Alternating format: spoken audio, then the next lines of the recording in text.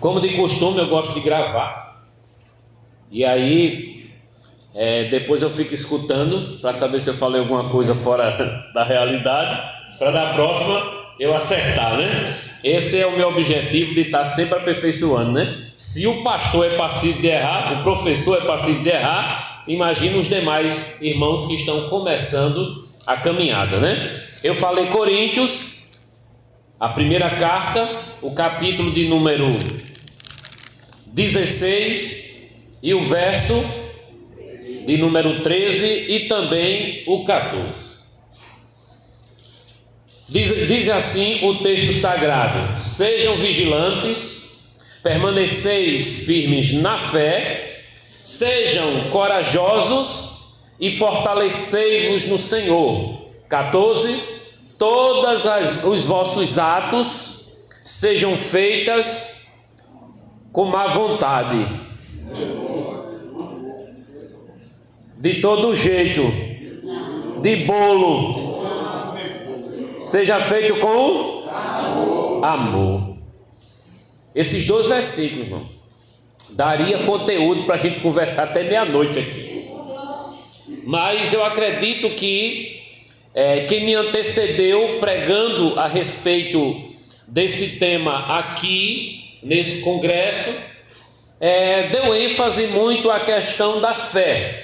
Porque lá em Judas, só tem um capítulo, Judas é uma carta muito curta, a penúltima carta do Novo Testamento, exorta o discípulo, o seguidor de Jesus, o Judas, ele exorta os irmãos a permanecer e combater no combate da fé que foi entregue a todos os santos. Se você vive para Deus e foi separado para Deus, você é santo. E se você é santo de Deus, você foi convidado para batalhar. E não tem como você ir para a batalha sem arma, sim ou não? Tem que ter arma. Mas o que faz de um cristão um combatente, primeiro é uma questão de fé. Se você não tem fé, você nem crente é. Porque crente é aquele que crê, e crer é o exercício da fé, é a prática da fé. Crer não é só uma coisa interna, crer também é algo externo. E é por causa do externo que Tiago vai dizer: é pelas obras que a gente mostra que tipo de fé nós temos.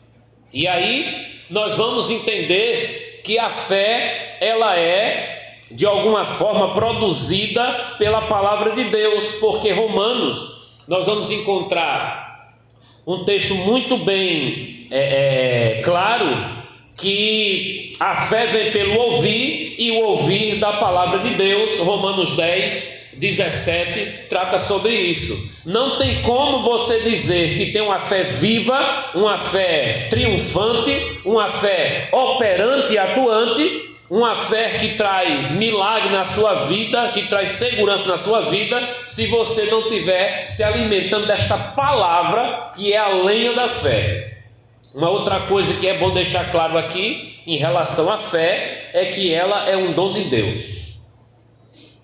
E por ser dom de Deus, nós temos que tratar desta fé com muito zelo, porque quando Jesus voltar, há uma pergunta no Novo Testamento: porventura achará ele fé na terra? Porque nós estamos caminhando para uma frieza na fé. E tratar sobre a fé num congresso como esse é interessante. Por que é interessante? Porque o povo da fé muitas vezes não manifesta a fé que Deus gostaria. Lembra o que foi que Jesus disse para estrangeiros que procuravam ele com muita fé? Ele dizia: muito bem, parabéns, que nem em Israel eu encontrei tanta fé. É interessante levar em consideração de que o primeiro sinal de que você é crente de verdade é manifestar fé. Fé em Deus? Sim. Fé significa confiança. Fé é a convicção de que Ele cuida de você, de que Ele é o Senhor da tua vida, de que Ele tem um plano para a tua história. Fé é convicção, fé é certeza, fé é confiança, fé é dom de Deus. Dito isto, eu gostaria de trazer algumas considerações a respeito da igreja de Corinto. A igreja de Corinto era uma igreja problemática. Sabe por quê? Porque lá tinha gente. Aonde tem gente, aqui tem, pastor. Aqui tem gente. Tem gente. Irmãos, é interessante que não importa o tamanho da congregação. Aonde tem gente, aparece uma coisinha aqui, aparece uma coisinha ali, um moído para cá, outro moído para lá. E graças a Deus, todos os problemas estão só no departamento dos homens.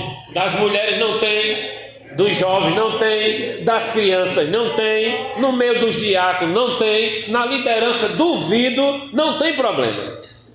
Mas talvez os probleminhas daqui não sejam igual aos probleminhas da igreja de Corinto. Porque a igreja de Corinto é uma igreja fervorosa que buscava a Deus constantemente. Dons espirituais era o que não faltava. Mas interessante que eles não sabiam lidar com isso. Eles acreditavam em coisas assim fora do comum na questão espiritual. É tanto que o Espírito Santo era atuante nessa igreja, mas Paulo, quando vai falar a respeito dos dons, chama eles de ignorantes a respeito das coisas espirituais. Ele achava que cada manifestação na igreja era um espírito diferente. Quem curava as pessoas é o espírito de cura. Quem profetizava é o espírito de profecia. Aí Paulo vai ter que orientar, dizendo assim, é o mesmo espírito que opera tudo isso no meio de vós. Mas havia uma desordem no que diz respeito a línguas e profecia. Todo mundo queria falar e todo mundo queria profetizar. Aí ele vai orientar no capítulo 14, dizendo, faça-se tudo com ordem e decência. É muito importante levar em consideração de que até na hora da ceia era complicado, porque tinham que comer, tinham que beber, mas tinha gente que comia demais e deixava outro sem comer, e tinha gente que bebia demais, e era vinho na época, saía embriagado do culto. Era a igreja de Corinto. A gente vai ver no capítulo 11 orientando a respeito disso. O que eu tenho para dizer a vocês, irmãos, que vocês têm se reunido para o pior e não para o melhor. Vocês não estão sabendo aproveitar o momento de comunhão e espiritual no meio de vocês. Tem gente só pensando na comida, tem gente só pensando em beber. Não é assim não. A ceia do Senhor é um memorial espiritual. Acorde, minha gente, orientando os irmãos. E casamento tinha problema mesmo, o pessoal ia lá fora, não queria nem saber, ou crente ou não, se juntava com a mulher e dizia assim, pronto, a gente está casado e tal. Porque ele teve que orientar a respeito de casamento no capítulo 7. Era uma igreja problemática. E teve um caso que se espalhou na época, que o pai de um irmãozinho casou de novo com uma varoa. Aí o filho desse irmãozinho ficou de olho na mulher do pai. E não é que pegaram o filho com a madrasta? E o apóstolo Paulo foi orientar a respeito disso. Tudo crente. Está lá a igreja de Corinto. E Paulo teve que orientar a respeito disso. Aonde tem gente tem problema. Porque o tentador está aí lançando as suas setas para poder abalar as estruturas de crente. E crente que não está com a fé viva, constante, firme, vai se abalar com qualquer tentação, pequena ou grande, que possa aparecer na sua vida. Outros problemas, como por exemplo, a cada mês, a cada semestre aparecia um crente levando o outro para a justiça para poder um processar o outro. Tudo irmão, podendo resolver as coisas ali entre eles. A igreja de Corinto era uma igreja que tinha seus problemas.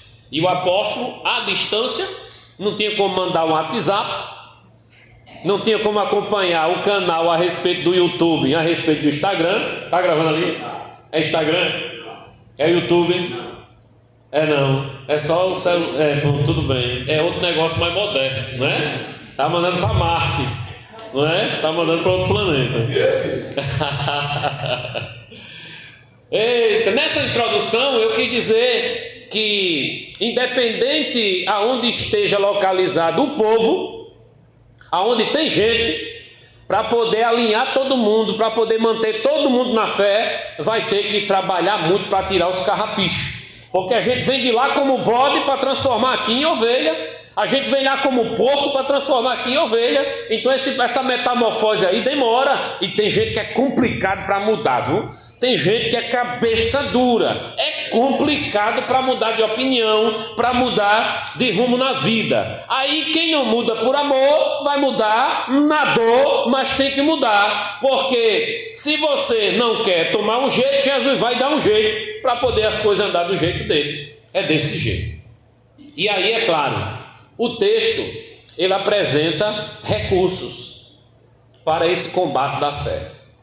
No combate da fé, nós não temos apenas que se manter firme até o fim.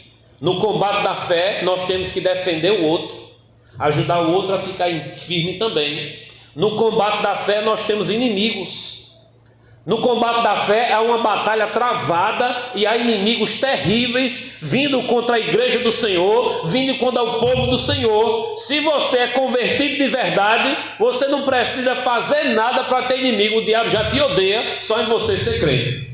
Só em você ser crente. O texto, ele tem suas recomendações. A primeira recomendação que nós vamos encontrar no texto é a palavra vigiar.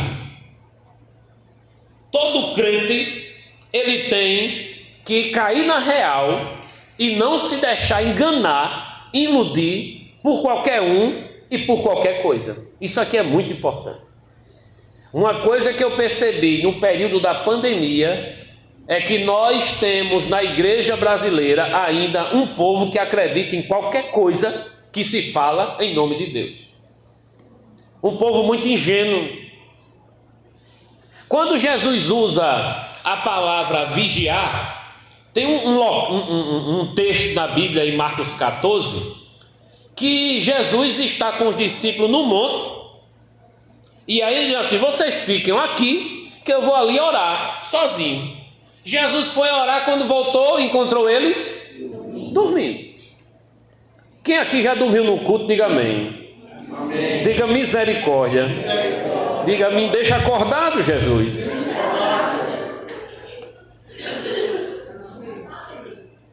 É incrível, né? Jesus, quando chega, encontra eles dormindo. Aí no Marcos 14, 38, ele vai dizer: vigiai e orai, para que não entreis em tentação, porque o espírito está pronto, mas a carne é fraca. Jesus está dizendo assim: olha, você no seu corpo não vai ter resistência suficiente para passar uma noite acordada, talvez, para suportar determinados limites, talvez. A carne tem limite, mas o espírito, ele precisa estar pronto. Então há uma necessidade de você, além de vigiar, você também orar. Toda vigilância está associada com a necessidade de orar, porque é a oração que tempera e orienta a vida do crente que quer vigiar. E o que é vigiar? Vigiar é estar atento.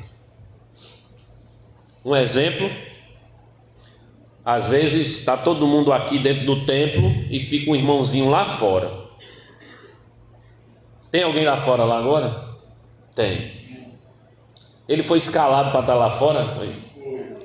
E o que é que ele tem que fazer lá fora? Vigiar. Então quem vigia está na função de protetor, de guardião. Então quando Jesus disse vigie, Jesus está dizendo isso porque vai ter alguma coisa que está ameaçando. Fica atento. Vigiar também significa, lá em Marcos 14, 38, fique acordado, durma não. Olha, presta atenção no que você está fazendo, fique atento. Em algumas versões diz fique atento. Há uma necessidade de um crente não só aprender a orar, mas aprender também a ficar atento. Deus fala comigo, Ele fala ou não fala? Mas tem gente que passa o ano todinho dizendo que Deus não falou. Por quê? Porque não estava atento. Então, quando alguém diz assim, fique ligado, fique atento, é a mesma coisa de estar dizendo, vigia, crente. Quem está entendendo, diga, eita.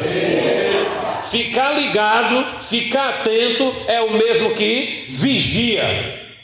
Fica atento. Mas às vezes o crente dá um vacilo e outro vê, aí chega perto e faz, vigia, irmão, tu está vacilando. Vigia. Então vigiar acabou virando um jargão no meio cristão para alertar os irmãos que estão vacilando, que estão de bobeira. E o ambiente mais propício a fazer o crente a ficar de bobeira e vacilante chama-se internet, chama-se redes sociais. Porque é um passatempo de muita gente, apesar de ser um ambiente de trabalho de outros. Mas quem usa como passatempo pode ocupar a mente dos piores lixos que existem na sociedade.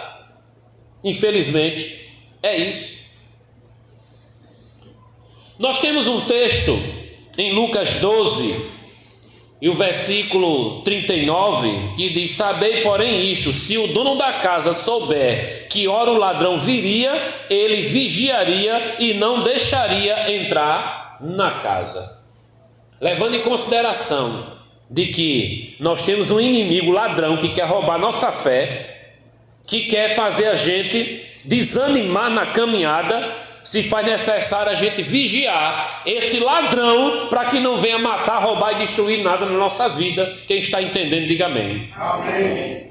Essa é a primeira coisa a dizer a vocês a despeito desse texto. Nós precisamos vigiar para não entrar em tentação. Nós precisamos vigiar e orar para que a gente se mantenha firme nessa caminhada. E qual é a segunda coisa que é falada nesse texto em relação ao combate da fé? Qual é o segundo recurso espiritual? O primeiro é a vigilância. Crente que não vigia não fica firme em nada. A segunda coisa é a palavra firmeza. Permaneceis firme na fé. Nós encontramos, por onde eu ando, viu? Eu encontro crente de todo tipo. Já ouviu falar do crente vagalume? Já? Não? O crente vagalume, ele vive acendendo e apagando, acendendo e apagando, acendendo e apagando. No domingo ele acende, na segunda ele apaga, na terça ele acende, na quarta ele apaga. Ele só está aceso quando tem alguém orando por ele, porque ele mesmo não ora. Ele só pega na Bíblia quando tem alguém lendo para ele, porque sozinho ele não lê. É um crente. Já ouviu falar no crente 6 horas? Já ouviu falar? É esse que toda hora e todo momento, quando vê outro crente faz 6 horas por mim, é o crente 6 horas. Você já ouviu falar no crente Guiné? Já ouviu falar no crente Guiné? Nunca ouviu falar? Tem gente que já ouviu falar. Olha, não tem como você ver ele forte não. Ele está sempre dizendo, estou fraco, ore por mim. Estou fraco, ore por mim. Você já foi assim, Marcelo? Nunca foi assim não. Mas oração você quer. Oração a gente quer. Mas pelo amor de Deus, tu não fica firme não. Você, irmão, sabe como é que é? A carne é fraca. Então tu só vive na carne, irmão. Não tem espírito aí dentro desse corpo, não? Parece que no culto, quando o pastor, todo espírito ruim saiu, o dele saiu e não voltou mais. Meu Deus do céu. Não tem firmeza nesse crente. Já ouviu falar no crente jacaré? Já ouviu falar, não? Esse crente jacaré, ele sabe que o culto é de 6 horas. Aí ele sai de 6h30 e vem se arrastando. Se arrasta, se arrasta, se arrasta. Aí chega aqui, olha, 7h30, 7h40. Conversa um pouquinho ali, porque não chegou assim, né? Aí ele vai então se arrastando, senta todo ai, todo ui. Aí diz amém, recebe a bênção apostólica e volta se arrastando de novo. É o crente jacaré. Já ouviu falar no crente girafa? O crente girafa, ele está aqui, o corpo está aqui, mas a cabeça está lá fora pensando em outra coisa que não tem nada a ver com aqui. Não consegue ficar ligado, não consegue ficar concentrado. É corpo aqui, cabeça lá fora. Corpo aqui, cabeça lá fora. É o crente girafa. Quem se identificou com o que eu falei aqui? Não é? Às vezes tem um crente que ele é um personagem pré-histórico. É estranho ele, porque ele tem pele de ovelha, mas o coração é de lobo. Ele pode ter até uma lã branquinha, mas ele dá cabeçada feito bode. Ele é bipolar, esquizofrênico. Ele sabe que tem que ser ovelha, mas o comportamento dele às vezes é de porco, é de urubu. O porco gosta de lama e o urubu gosta de carniça. E ele não come do pasto que a igreja oferece, porque a mente dele não é uma mente de ovelha, é só a aparência. Quem está entendendo o que eu estou falando, diga eita. Recebe o evangelho, mas não come porque tem fastio da verdade. Tem gente que tem essa mentalidade. Tem gente que quando diz assim, vai começar a pregação, diz graças a Deus, era o que eu estava esperando. Ama ouvir o evangelho. Porque tem gente que entra no evangelho, mas o evangelho não entra nele. Mas quando o evangelho entra em você, você percebe que o evangelho é alimento para a tua alma. E a boca da alma são os ouvidos e as janelas da alma são os olhos. O que você vê, o que você ouve vai direto para a alma. E a alma é a mente. Então a tua mente é atingida por o que você vê e o que você ouve. Cuidado, olhinho no que vê, cuidado, boquinha no que fala. O Salvador do céu está olhando para você. Cuidado, olhinho e boquinha. É assim. 1 Coríntios, capítulo 15, o verso 58, voltando uma folhinha, diz o seguinte, 15:58, portanto, meus amados irmãos, o texto é para crente, para irmão, sejam firmes, constantes e abundantes na obra do Senhor, sabendo que o vosso trabalho não é vão no Senhor. Esse texto é para crente, sim ou não? Esse texto é para crente que está trabalhando, sim ou não? Então observe, é para amados irmãos que está trabalhando na obra do Senhor. Os que trabalham na obra do Senhor são os mais atacados. Os que estão à frente da obra são os mais atacados. Por isso que a mensagem vem para quem está trabalhando. O teu trabalho não é vão. Seja firme, constante e abundante. Firme, continua transbordante, fazendo com alegria mais do que ontem e amanhã mais do que hoje, porque aquele que recompensa, ele está de olho para dar a cada um segundo as suas obras. Às vezes tem um irmãozinho que tem 3, 4, 5 funções na igreja. Aí o pessoal diz que quer fazer tudo sozinho, mas não, às vezes falta voluntário. Tem que um fazer uma coisa, outro fazer outra, outro fazer outra, porque se conta com alguém que quer estar com o tempo disponível. Nós estamos vivendo um tempo assim de tanta fadiga, gente sobrecarregado de mente e de corpo, cansado o tempo todo, que quando tem uma folguinha diz, eu quero é dormir, eu quero é descansar. Aí, não, vamos lá na igreja para ajudar a gente numa coisa, rapaz, eu estou sem tempo, sabe? Estou sem tempo. É porque o tempo que realmente tem que é descansar. Mas o texto, ele está trazendo algo muito relevante para os dias de hoje. É que nós precisamos de crente firme, nós precisamos de crente que seja constante e que seja abundante na obra. Todo final de ano tem gente pensando em entregar carro na igreja. Todo final de ano tem. E eu duvido que aqui não tem alguém que esteja pensando. Não vejo a hora chegar em dezembro para dizer, toma, passa para outro. Sabe aquela brincadeirinha da Olimpíada de passar a varinha? Passa a varinha, passa o cajado. O bastão, é o bastão, né? É possível. Às vezes tem aquele trabalho assim que não é muito forçado, né? Tem, tranquilo. Não tem um irmãozinho que ele é especialista em vir, abrir porta, fechar porta, abrir porta, fechar porta. Ele já está lá há 15 anos naquela função. É conhecido como o irmão da chave. Tem aquele irmãozinho, aquela irmã que está acostumado com filmar, tirar foto, tal, postar e tal. Mas o trabalho mais árduo é quando você precisa fazer a visita, é quando você precisa organizar o evento, a parte complexa do evento, quando tem que lidar com dinheiro, cobrar, pagar. Essas coisas aí começam a ficar desgastantes. Aqui não, mas por onde eu moro lá, de vez em quando aparece um crente caloteiro que fica, não, bota meu nome aí que eu pago. Nem vem e nem paga. Aqui não tem não, né? Aqui não tem não, mas lá por onde eu moro, em Santa Rita, com certeza vai ter. Aquela pessoa que manda botar o nome e depois some, né? Tchau, crente fantasma.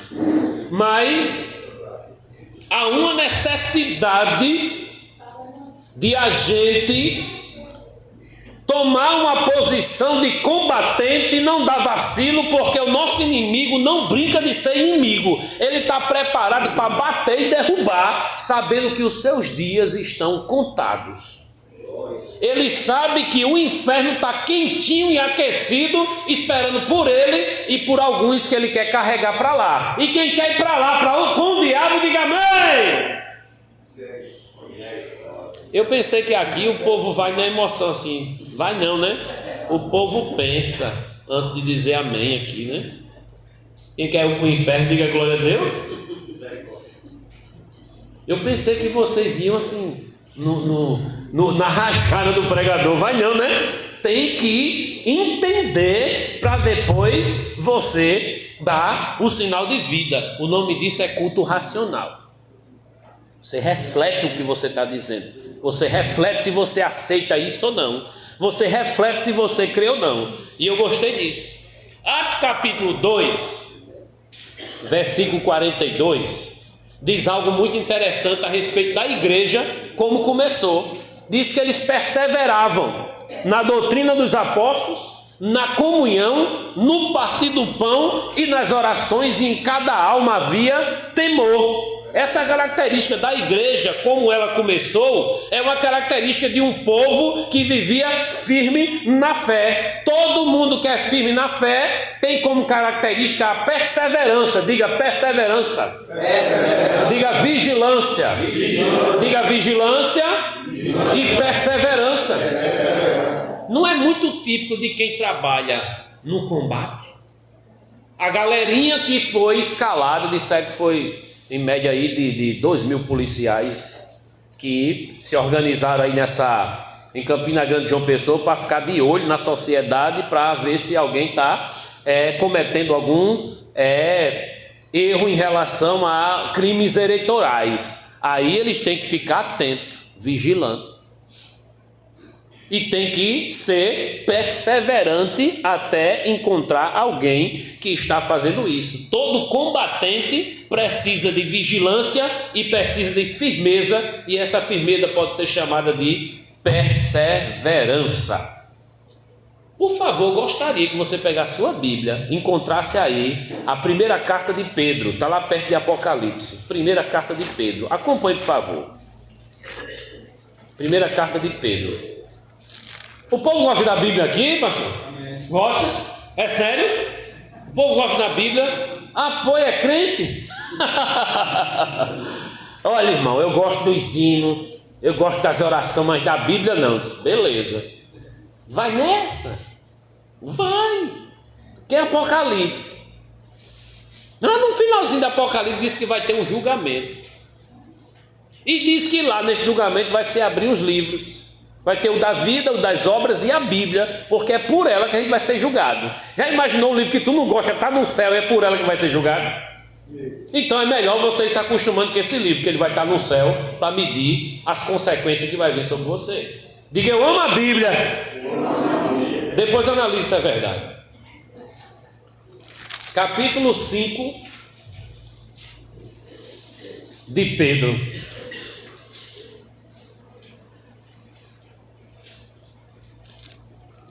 Eu disse a primeira carta, foi, irmão?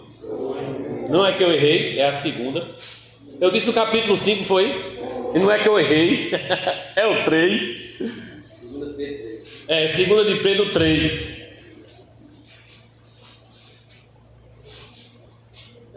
Eu só acertei, mas eu não tinha dito aqui. Na referência eu só acertei o versículo 17 e 18.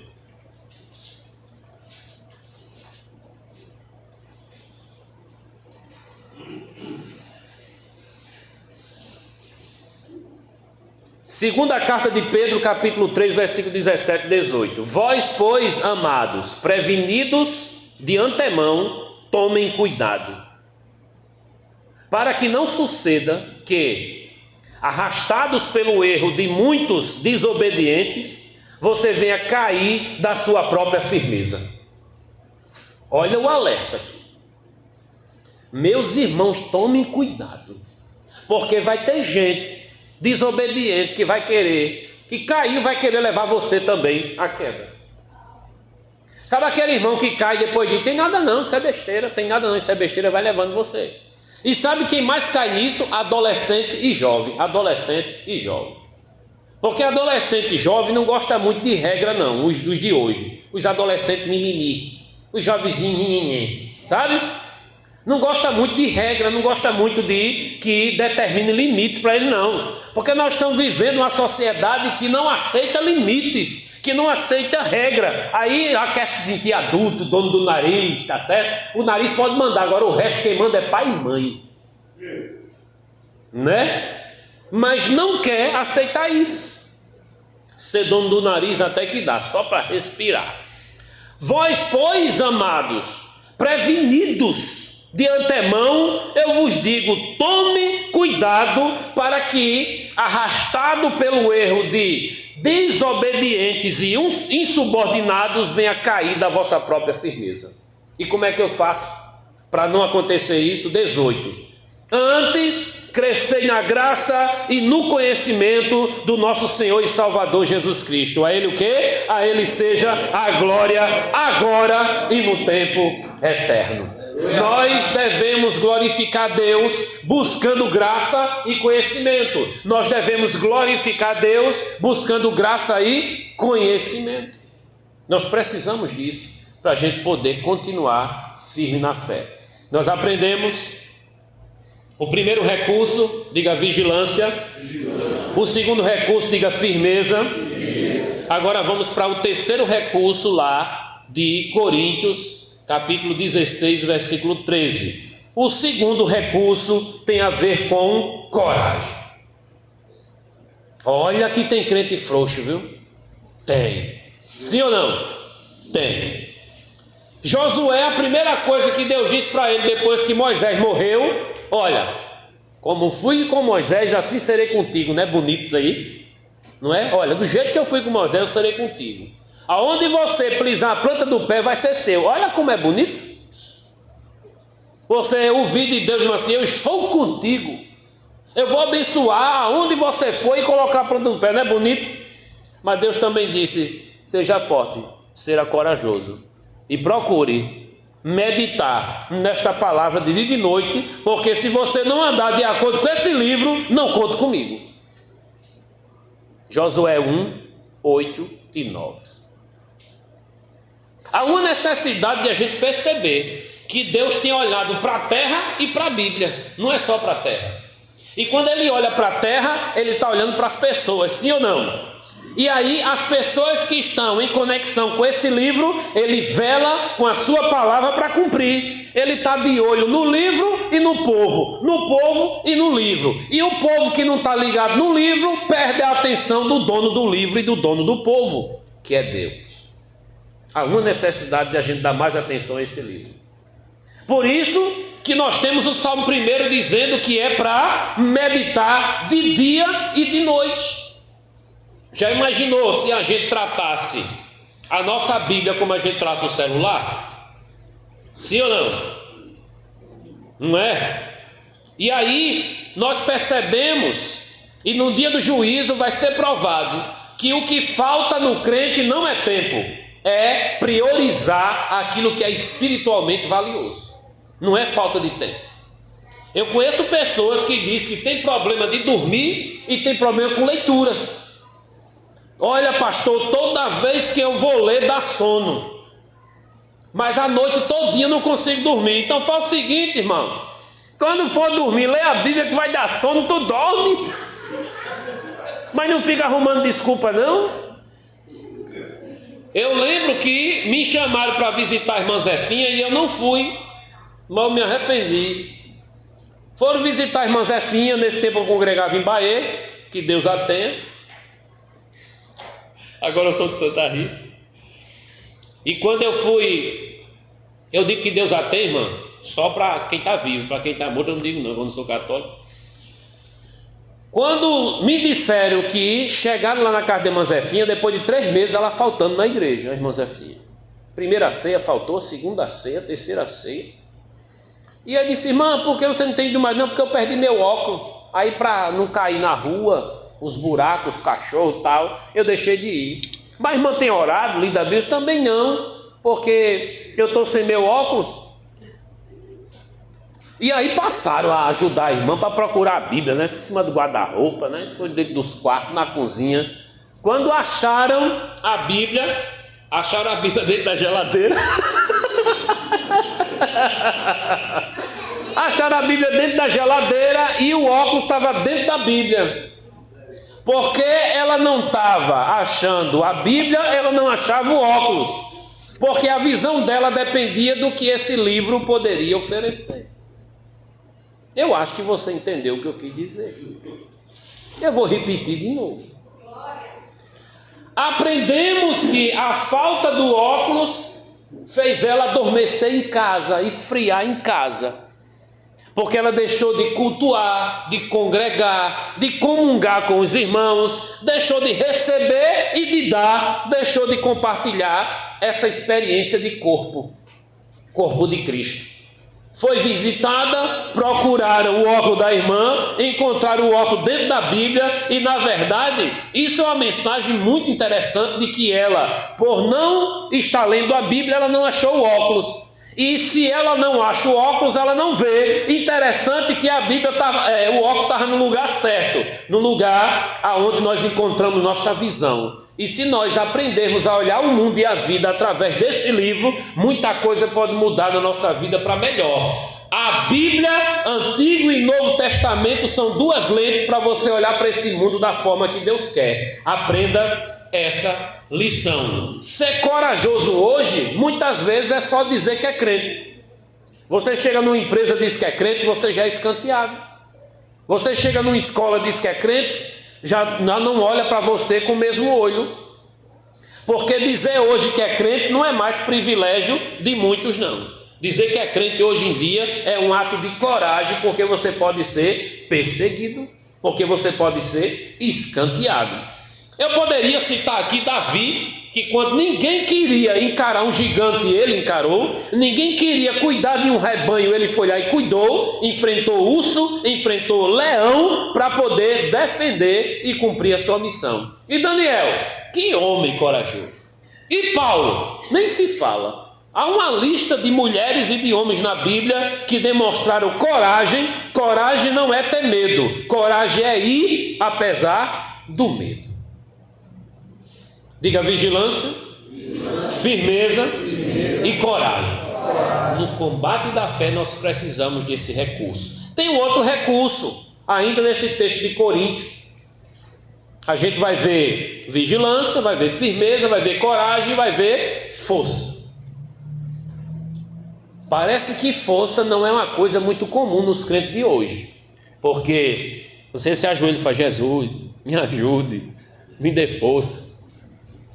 Tem gente que ora quando vai dormir. Quem ora quando vai dormir, diga amém. Amém. Quem ora quando acorda, diga aleluia. Qual é a oração mais difícil? Quem acha que a oração mais difícil é na hora que vai dormir, levanta a mão. Mais difícil, por causa do cansaço. Quem acha que a oração mais difícil é quando acorda, levanta a mão. Então resumindo, só uma pessoa está me ouvindo aqui. E só uma pessoa levantou a mão. Acho que eu vou perguntar de novo, né? Presta atenção. Eu estou fazendo uma pergunta e estou querendo que você responda com a mão. Presta atenção. Presta atenção. Se quando eu disser tá, você tá. Aí quando eu disser tá, você tá. Todo mundo entendendo? Pronto, vamos lá. Só aquela irmã que levantou a mão. Presta atenção. Existe um horário difícil de orar.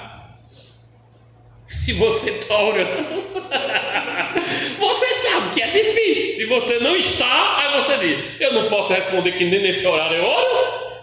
Então já dei uma provocação aqui. Então vamos lá. Presta atenção. Agora vamos ter que levantar a mão para mostrar que ora. Presta atenção aqui, ó. Vou dormir, aí vou orar. Não sinto dificuldade nenhuma. Mas quando eu vou dormir, que eu acordo para orar, é um Deus nos acuda que eu já acordo me arrastando. Então oro igual aquela oração do gato. Amém, pá, e vai. Se você não ora quando vai dormir, ou não ora quando acorda, tudo bem. Mas você já orou alguma vez? É isso que eu quero perguntar. Quem acha mais difícil orar quando vai dormir, levanta a mão. Ó, já melhorou. Quem acha mais difícil orar quando acorda, levanta a mão. Ó, já melhorou. Agora vocês estão interagindo comigo. Eu estou sentindo que eu estou pregando para as cadeiras. Para a cadeira não, para as pessoas. Eita Jesus, eu preciso de força. Faz 30 anos que eu estou na caminhada. 30 anos dando bicuda na cara do cão. Você sabe que dá vontade de eu ir na Igreja Universal muitas vezes na terça-feira e na sexta só para eu achar o diabo? Porque pode ser que você não encontre ele numa encruzilhada, mas na Igreja Universal é certeza ele está lá. Porque pensa numa igreja para chamar diabo, é lá. Eles ficam chamando. Ele fica assim, né, irmão? Venha, entre nele. Já foi lá, irmão, já? Fale sério. Nenhuma vezinha. Eu não estou falando na terça não, estou falando nenhuma vez. Sabe qual é a igreja que eu estou falando? Daquele pastor lá. Parece comigo o povo diz. Do bispo, né? Interessante que dá vontade de eu encontrar o cara só para bater nele. Não estou falando do bispo, estou falando do diabo. Há uma necessidade de a gente pedir força a Deus. E uma das coisas que me motiva a caminhar e a continuar é quando eu lembro de onde eu saí. Uma outra coisa é quando eu lembro quem eu era. Outra coisa é quando eu lembro para onde eu vou e quem está me esperando lá, na glória celestial e na vida eterna. Quem sabe de onde saiu e para onde vai, não se embaraça com os negócios dessa vida. Sejam firmes, constantes e abundantes, sabendo que no Senhor o vosso trabalho não é vão. Irmãos, tem um texto, Efésios, capítulo 6, o verso 10. Por favor. Efésios 6, verso 10.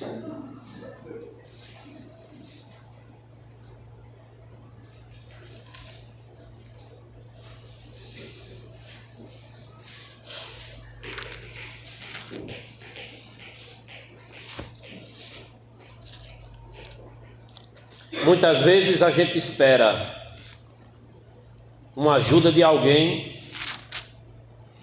e a gente encontra. Teve um irmão que passou um momento difícil. Ontem eu estava numa aula, percebi uma ligação constante. Quando eu fui olhar, tudo bem, meu irmão? Ele está não, eu estou aqui numa situação muito difícil. Aí contou a história e aí ele ligou para mim porque ele disse: eu sabia que conversar contigo ia me aliviar. Olha a responsabilidade. Eu tinha que ter alívio para mim e para os outros. E aí a gente vai conversando e vai fluindo. De tanta vontade que você tem de ajudar alguém, aí vai fluindo, vai fluindo, vai fluindo. Eu disse: olha, eu vou entrar na aula agora, 7h30 já. Quando terminar a aula a gente conversa. Terminou a aula, cheguei em casa. Quando eu retornei, ele já tinha dormido, acordou no outro dia perto de 11 horas, tomou um remédio para...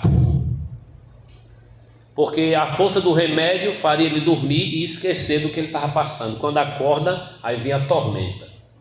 Tem umas conversas aqui, ele dizendo o que estava sentindo. Tem muita gente angustiado, triste, abatido, cansado, com vontade de entregar tudo. Gente extremamente perturbada. Efésios, capítulo 6, o verso 10. Paulo está escrevendo essa carta, ele está preso.